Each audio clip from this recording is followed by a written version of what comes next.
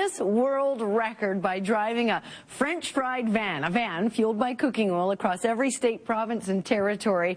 And 45,000 kilometers later, the pair just crossed the finish line Monday in New York City. They're on their way back to Canada now. Cloe joins us by telephone. Cloe, I think the obvious question is just why?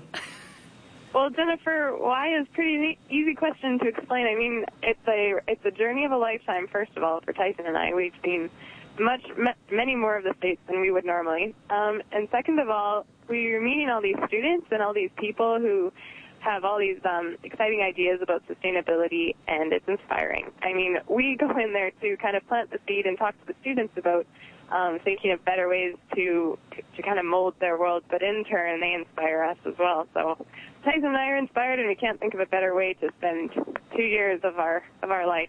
When we last spoke to you, you're having trouble with fueling the van. Talk about that, how you overcame that and some of your other challenges along the way. Yeah, that was a big hiccup, actually. I was talking to Jefferson, and we were actually broken down, and that ended up lasting for 11 months.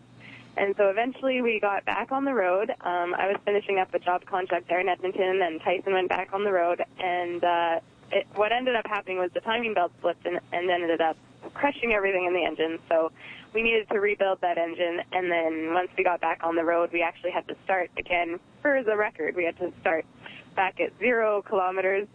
So we recalculated the odometer and had to go all over again, but we did it. And yesterday we actually crossed that current record line. So 38,137 kilometers we passed yesterday. So now we're on our way back to Canada and setting our own record now. With a Guinness World Record under your belt, of course, and Driven to Sustain, the school chats that you talked about, as well as videos you've taken, your website, a GPS tracker, lots of documentation of your trip. What's next?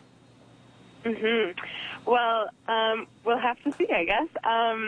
We're hoping that we can either put out some sort of literature or a feature documentary, something of the sort, where we can use our creative talents in the future as well to kind of keep this project alive and in our memories.